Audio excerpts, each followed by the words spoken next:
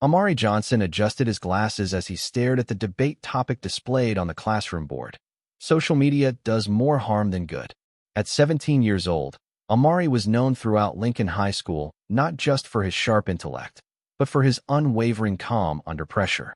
Standing at 5 feet 10 inches with a lean build, he carried himself with a mix of quiet confidence and humility. His deep brown eyes, often thoughtful, were framed by neatly kept short hair, and his wardrobe was simple: pressed shirts, clean sneakers, and a backpack weighed down by books and notebooks filled with debate notes and class assignments. Amari's personality was a blend of curiosity and discipline. He was the kind of student who questioned everything, not out of defiance, but out of a genuine desire to understand the world around him. His teachers appreciated his insightful comments, while his peers respected him, even if some found his dedication too serious.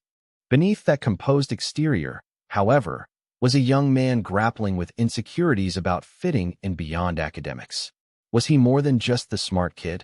Could people see past his achievements to the person behind them? These were thoughts he rarely voiced, but they lingered in quiet moments. What drove Amari was his mother's belief in him. "Use your words, baby," she always said. "Words can open doors fists never will." Her mantra guided him through countless debates and personal challenges. To Amari, debate wasn't just an extracurricular activity. It was a way to give voice to the questions and ideas swirling in his mind. It was his safe haven, his battleground, and his stage all at once. Daily routine. Amari's days began before sunrise. His alarm clock blared at 5:30 a.m., pulling him from sleep with its relentless buzz. Groggily, he'd stretch, glance at the motivational quotes taped above his desk, and slip into his running shoes. The cool morning air greeted him as he jogged through his neighborhood, a ritual that cleared his mind for the day ahead. Returning home, he'd find his mother in the kitchen, humming an old soul tune while flipping pancakes. "You got that big debate next week," she'd remind him, sliding a plate his way. School started at 7:45 a.m., and Amari's schedule was packed. Honors English, AP History, Advanced Calculus. His classes challenged him, but it was the debate club meetings after school that ignited his passion. There, he and his teammates would gather in a cluttered classroom, laptops open, arguments flying. Amari thrived on dissecting topics, anticipating counterpoints, and refining his delivery. His coach, Mr. Reynolds, often said, "Amari, you don't just argue, you teach." Evenings were a balancing act between homework and family time. His younger sister, Maya, a spunky 10-year-old with a love for drawing, often tugged at his sleeve. "Can you help me with my math?" she'd plead, and despite his exhaustion, he never said no. By 10 p.m., Amari would settle at his desk, headphones on, reviewing debate footage or jotting down last-minute ideas. Sleep came late, and even then, his mind raced with thoughts of upcoming competitions and the pressure of living up to expectations. Setting description. Lincoln High School sat at the heart of a bustling urban neighborhood, its brick facade weathered but sturdy. The hallways buzzed with chatter, lockers clanging, and the occasional blast of music from someone's earbuds. Classrooms were a mix of peeling posters, creaky desks, and teachers trying their best to inspire. Despite the building's age, the debate club room felt like a world apart, a sanctuary lined with trophies, shelves crammed with old debate manuals, and a whiteboard permanently smudged with brainstorming notes. Amari's neighborhood was a blend of contrasts. On one block, vibrant murals celebrated community pride. On another, boarded-up storefronts hinted at economic struggles. Corner stores buzzed with locals exchanging greetings, while the nearby park was a hub for kids playing basketball, elders playing chess, and families enjoying picnics. Home was a modest 2-bedroom apartment on the 3rd floor of a walk-up building. The living room doubled as Maya's art studio, papers and crayons scattered across the coffee table. Their mother's framed diploma hung proudly on the wall, a reminder of her journey and the sacrifices she made for them. Weekends sometimes meant visits to the local library, a sprawling old building with creaky floors and the comforting smell of aged books. It was here, in a quiet corner surrounded by shelves, that Amari often found peace, poring over articles and research. The library's elderly librarian, Mrs. Carter, had become an unexpected ally, frequently slipping him articles she thought might help with debate topics. The city itself was alive, sirens in the distance, laughter echoing from nearby apartments, and the rhythmic rumble of the subway beneath the streets. This environment, with all its vibrancy and challenges, shaped Amari. It taught him resilience, the value of hard work, and the importance of finding his voice amidst the noise. Yet, amid the familiar rhythms, there was an undercurrent of tension, an unspoken pressure that came with being the hope for something greater, foreshadowing conflict. As Amari packed up his notes after a long debate club session, Mr. Reynolds approached with a slip of paper. Regional championships. Next month. You're leading, he said, his voice a mix of pride and warning. Amari's heart swelled with excitement, but then the name of the opposing school caught his eye, Westbrook Academy. They were notorious, not just for their top-tier debate team, but for a history of dismissive attitudes towards schools like Lincoln. Rumors swirled about past confrontations, snide remarks, and underhanded tactics. Later that evening, scrolling through social media, Amari stumbled upon a post from Westbrook's team captain, Tyler Evans. Ready to crush the competition. Some schools just aren't on our level. The words stung more than he expected. Was it arrogance? Or something deeper, something laced with assumptions about schools like his? Lying in bed that night, Amari stared at the ceiling, thoughts swirling. Was this just another debate? Or something bigger? Doubts crept in, but so did a flicker of determination. One thing was clear. This wasn't going to be just another competition. The incident, the day of the regional debate championships, arrived faster than Amari anticipated. The venue, a sleek auditorium at Westbrook Academy, stood in stark contrast to Lincoln High's aging facilities. Polished floors gleamed under bright lights, and banners boasting Westbrook's numerous accolades lined the walls. Students in tailored blazers milled about, their confidence palpable. Lincoln High's team, clad in modest uniforms, received a few sideways glances, subtle but unmistakable. Backstage, Amari tightened his tie, his palms clammy. His debate partner, Jenna, patted his shoulder. "You've got this," she whispered, but her own nerves were visible. Mr. Reynolds gathered the team. "Remember, facts and composure. Let them underestimate you. That's their mistake." When Amari stepped onto the stage, the room's murmurs hushed. Across from him stood Tyler Evans, blonde, broad-shouldered, and smirking with an air of entitlement. "May the best team win," Tyler said, offering a handshake. Amari accepted, noting the overly firm grip. The debate began, and Amari delivered his opening argument with practiced ease. His points were clear, evidence-backed, and persuasive. But Tyler's rebuttal wasn't just aggressive, it was condescending. "It's cute how they think correlation equals causation," he quipped, eliciting chuckles from some audience members. Amari's jaw tightened, but he maintained his composure. Then came the comment that changed everything. As Amari presented a key statistic, Tyler interrupted. "Do they even teach that at your school?" Gasps echoed through the room. Amari's face flushed. Was this about his school, or something more personal? The moderator reprimanded Tyler, but the damage was done. Murmurs swirled among the spectators, some exchanging knowing glances. Amari paused, heartbeat pounding. Every instinct urged him to snap back, but his mother's words echoed. "Use your words." Taking a breath, he continued, voice steady.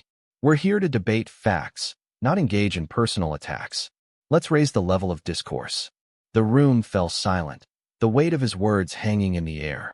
Protagonist's reaction. Backstage after the round, Amari's hands trembled. Jenna ranted. "Did you hear that? He basically insulted our entire school." Mr. Reynolds added. "He crossed a line, but you handled it perfectly." Amari forced a nod, but inside, emotions swirled. Anger, humiliation, and an unsettling sense of déjà vu. This wasn't the first time someone had implied he wasn't good enough, but hearing it so blatantly, in front of peers and judges, hit harder than expected. His phone buzzed with notifications. Opening a text from Maya, he saw, "You were amazing. Proud of you." That softened the knot in his chest, but then he checked social media. Clips of Tyler's comment had already surfaced, captions ranging from outrage to mockery. One post read, "Westbrook shows its true colors. Disgraceful." Another countered, "It's just debate. People are too sensitive." Conflicted, Amari sat on a bench outside the auditorium, the cool air biting at his skin. He wanted to forget it, but how could he? when the incident was spreading beyond the room. Part of him feared being reduced to a viral moment, overshadowing his actual debate performance. Yet, another part recognized the importance of standing firm. Was this his chance to address something bigger? Impact on routine. By Monday morning, the incident had become the topic at Lincoln High. Students crowded the hallways, phones in hand. "Yo, Amari, you're famous," someone shouted. Another chimed in, "Tyler's getting dragged online." Serves him right. Amari forced a smile but felt overwhelmed by the attention. He'd always preferred recognition for his arguments, not controversy. Classes felt surreal. Teachers offered quiet support. Mrs. Carter from the library even baked him cookies. Yet, the scrutiny weighed on him. Friends debated the situation openly, some urging him to call out Tyler more publicly, others advising him to let it fade. "Don't let them define you," Jenna said, but even she seemed caught in the whirlwind. That evening, Amari tried to focus on homework, but his mind wandered. Turning on the TV, he was stunned to see a news segment discussing the incident. His face flashed on screen alongside Tyler's, the headline reading, "High school debate sparks controversy over disrespectful remarks." His phone buzzed again. This time, a message from an unknown number. "Hey, it's Tyler. Can we talk?" Amari stared at it, conflicted. Part of him wanted to ignore it, but curiosity gnawed at him. Why now? Regret? Or damage control? He sighed, setting the phone aside. The debate had ended, but the real battle was just beginning. Escalation events. By midweek, the incident had reached a boiling point. National news outlets picked up the story, framing it as a broader discussion on respect and privilege in academic competitions. Social media was ablaze. Hashtags like #DebateGate and #RespectInDebate trended across platforms. Comment sections became battlegrounds. Some praised Amari's composure, while others defended Tyler, dismissing the controversy as political correctness gone wild. Lincoln High's principal, Ms. Alvarez, called an emergency assembly. "We stand by Amari and condemn any form of disrespect," she declared, earning a standing ovation. Yet, the support wasn't universal. A few students whispered that all this attention was too much. Amari, seated in the front row, felt the weight of every gaze, admiration, pity, scrutiny. It was suffocating. Then came an unexpected twist. Westbrook Academy issued a public statement. The headmaster apologized, acknowledging the inappropriate comment and promising disciplinary action. Tyler, however, posted his own video.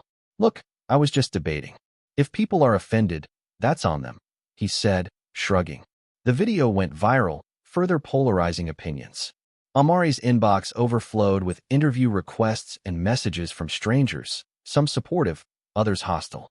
One read, "Keep speaking up. We need more leaders like you." Another sneered, "Stop playing the victim." The emotional whiplash was exhausting.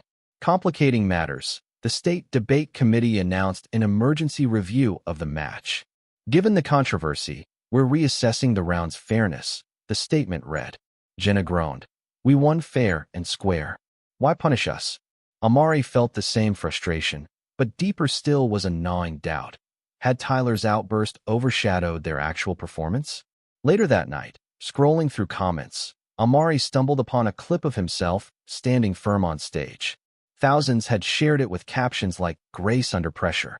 For a fleeting moment, pride flickered, but it was quickly drowned by anxiety over what lay ahead. Secondary characters. As the drama intensified, people around Amari responded in different ways. Jenna became fiercely protective.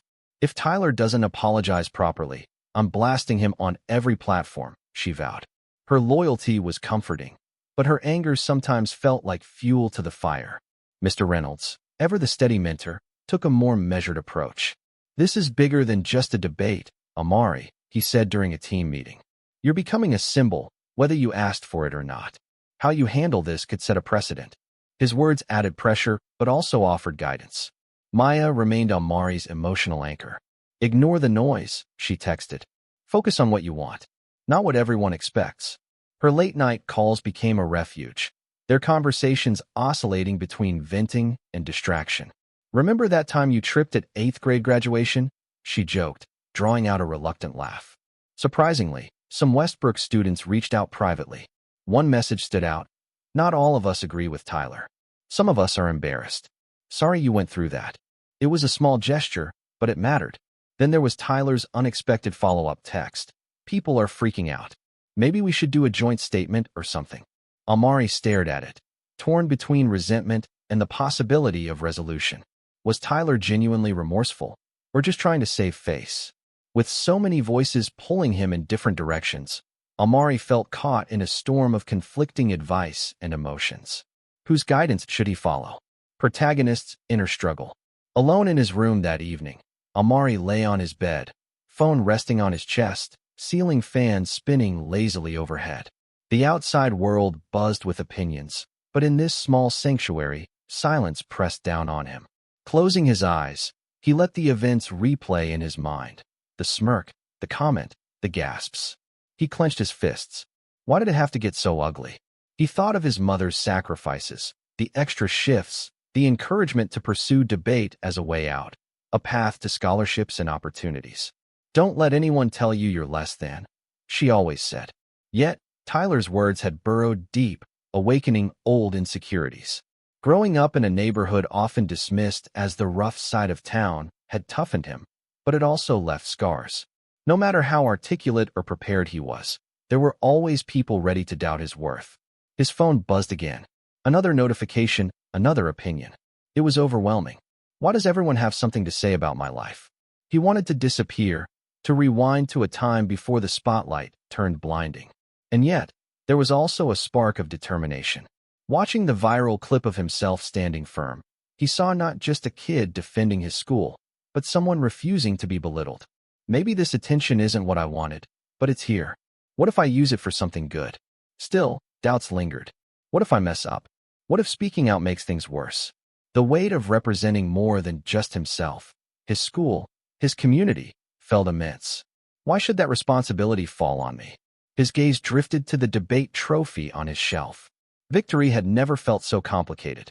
As the night deepened, one thought echoed louder than the rest. To speak or to stay silent. What's the right choice? Foreshadowing climax. The following morning, Amari received a formal email from the State Debate Committee. In light of recent events, we invite you and Tyler Evans to address the controversy at a joint press conference. Participation is voluntary but encouraged. He forwarded it to Jenna. This feels like a trap, she replied instantly. Maya, on the other hand, texted, could be your chance to set the record straight. Later that day, Amari passed a newsstand. His face adorned a magazine cover with the headline, High School Debate Sparks National Conversation on Respect. Part of him wanted to rip it down, but part of him recognized the rare platform he'd been given. That evening, he typed out a text to Tyler. If we're doing this, you better be real. No fake apologies. Seconds later, the reply came. Fair enough. See you tomorrow. As Amari prepared for the press conference, a storm of nerves swirled within. This could either fix everything or blow up even bigger. One way or another, tomorrow would change everything. Turning point. The morning of the press conference dawned gray and overcast, mirroring the weight in Amari's chest. As he dressed in his best suit, navy blue with a crisp white shirt, his mother adjusted his tie, her hands gentle but her eyes fierce. Speak your truth, she whispered. No matter what. The venue was packed. Reporters, flashing cameras, and murmuring crowds filled the auditorium. Amari spotted familiar faces, Jenna nodding encouragingly from the front row, Mr. Reynolds offering a reassuring thumbs up, Maya holding up a hand-painted sign. Stand tall, Amari. On the stage, 2 chairs waited. Tyler was already seated, dressed sharply but visibly uncomfortable. His leg bounced nervously. Amari took his seat beside him, the tension between them thick. The moderator, a respected journalist, welcomed everyone and turned to Amari. You've become an unexpected symbol in a national conversation. How does that feel? Amari took a deep breath. Speak your truth. It's overwhelming, he admitted. I didn't ask to be a symbol. I just wanted to debate. But when someone questions your place because of how you look or where you're from, it's bigger than just words. The room hushed. Cameras zoomed in. Tyler shifted in his seat, glancing at the floor. The moderator nodded. Tyler, you face criticism for your comment. Would you like to respond? Tyler cleared his throat. Look, I didn't mean for it to come off like that. It was heat of the moment stuff. I was trying to throw him off, not be racist. He paused. But I get now that it hurt people. I'm sorry. Murmurs rippled through the audience. Amari studied him. Was it genuine? There was uncertainty, but also something that resembled remorse. The moderator turned back to Amari. Do you accept the apology? Amari hesitated, heart pounding. What would acceptance mean? Forgiveness didn't erase the hurt, but maybe it could open a door. He finally nodded. Yeah, I do.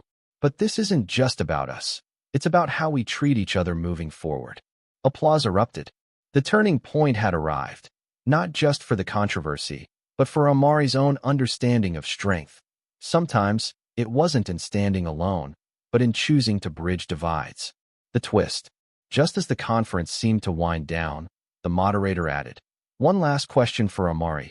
Given all this, what's next for you? Amari opened his mouth to answer when Tyler interrupted, surprising everyone. Actually, I'd like to say something else.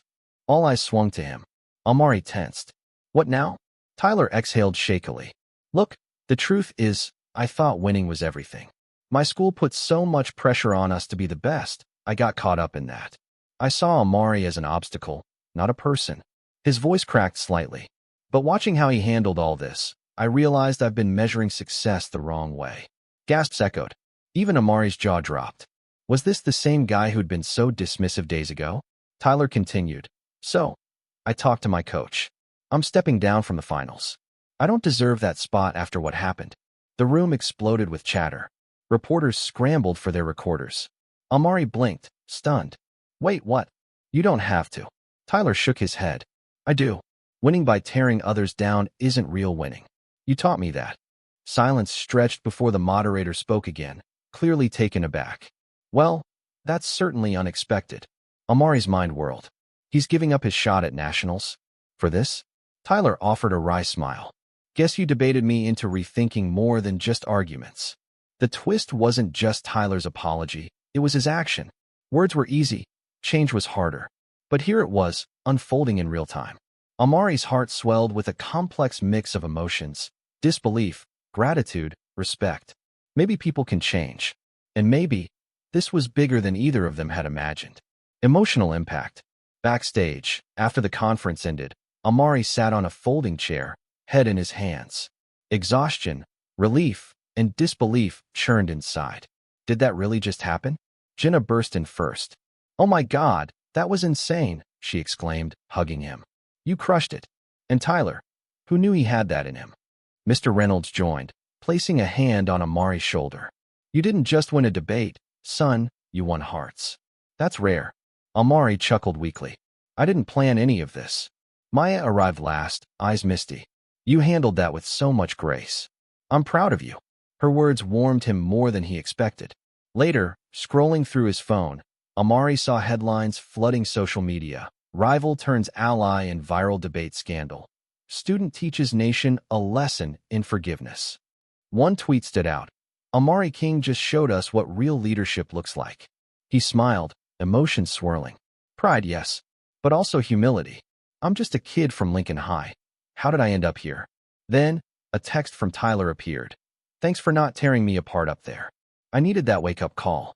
Amari replied. We both learned something. No hard feelings. Tears pricked his eyes. Not from sadness, but from release. The tension, the pressure, it was finally easing. Sometimes, he realized, strength wasn't about being louder or tougher. It was about standing firm in your values, even when the world watched. And tonight, the world had watched and listened. Healing actions. In the days following the press conference, Amari found himself navigating a whirlwind of attention.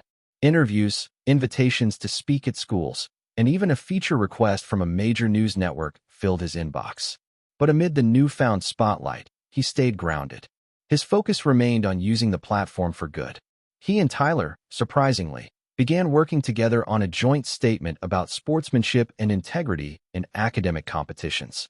They collaborated on a video for their schools, addressing the importance of respect, even in heated rivalries. Standing side by side, their message resonated far beyond their campuses. We all make mistakes, Tyler said in the video. What matters is how we learn from them, and how we treat people after the spotlight fades, Amari added. The initiative didn't just heal their public image, it fostered genuine understanding. Amari visited Tyler's school, answering questions from students curious about how two rivals became unlikely allies. Conversations that started tense ended in handshakes and shared laughs. At Lincoln High, Amari organized a community debate workshop, encouraging younger students to find their voices. Seeing kids like his brother Marcus eagerly practicing speeches filled him with pride. This is what it's about, he thought. Lifting others up. Healing wasn't a one-time act. It was continuous. But step by step, Amari walked that path, leaving footprints others could follow. Positive change. As the semester progressed, Amari noticed subtle but significant changes around him. His peers, once hesitant to speak out in class, engaged more freely. Teachers used the debate incident as a lesson on resilience and empathy. Maya, inspired by the events, started a diversity and inclusion club. If people can change their perspectives after one debate, she said during the first meeting, imagine what consistent conversation can do. Amari joined as a mentor, offering guidance and sharing his journey. Tyler, true to his word, used his remaining time in high school to promote sportsmanship. The two even co-hosted a debate exhibition, drawing a packed audience. Where tension once existed, mutual respect now flourished. At home, the shift was personal too. Marcus beamed whenever anyone mentioned his brother. You're famous, he'd tease, but there was pride behind the jokes. Their bond deepened, filled with late-night talks and shared dreams. One afternoon, as Amari walked past a mural painted on the school's outer wall, he paused. It depicted two figures shaking hands beneath the words. Words can wound, but they can also heal. His chest swelled with emotion. He hadn't just weathered the storm, he'd helped change the climate. And that change rippled through halls, hearts, and headlines. Final reflection. Standing on the stage at his high school's end-of-year assembly, Amari looked out at the sea of faces. Friends, teachers, family, all those who'd supported him through the whirlwind. The applause echoed, but what resonated most was the warmth in the room. Taking a breath, he addressed the crowd. I thought winning meant being the loudest or smartest. But I've learned that real victory lies in kindness, understanding, and standing up, even when it's hard. He paused, eyes meeting Tyler's in the audience. They exchanged a nod, no words needed. Later that evening, lying in bed, Amari stared at the ceiling, replaying everything. The nerves before debates, the sting of hurtful words, the unexpected friendships. Life throws curveballs, he mused, but maybe it's how you catch them that defines you. A notification pinged, a message from a student in another state. You inspired me to join my school's debate team. Thank you. Smiling, Amari whispered into the quiet room. Guess it was all worth it. Symbolic ending. Graduation day arrived with clear skies and a gentle breeze. As Amari crossed the stage, diploma in hand, the crowd erupted. Spotting his family waving, his mom teary-eyed, Marcus cheering wildly. He felt an overwhelming surge of gratitude. After the ceremony, he wandered to the empty auditorium, the place where it all began. Stepping onto the familiar stage, he closed his eyes, absorbing the silence. So much had changed, yet the core of who he was remained steadfast. Reaching into his pocket, he pulled out a small, folded note Maya had given him earlier. Your voice started a ripple. Keep making waves. Grinning, he walked off the stage, each step echoing with promise. Outside, the sun dipped low, casting golden hues over Lincoln High. Students laughed, families posed for photos, and the future beckoned. Amari glanced back one last time. Goodbye, old chapter. Hello, new beginning. And as he joined his loved ones, laughter mingling with the breeze, one truth stood clear. He hadn't just found his voice. He'd used it to change the world around him. If Amari's story inspired you, don't keep it to yourself. Like, share, and subscribe to stay updated with more stories of resilience, growth, and unexpected twists. Your support helps us continue bringing powerful narratives that spark conversation and change. Got a story to share or thoughts on this one? Drop a comment below. We'd love to hear from you. Let's keep the dialogue going.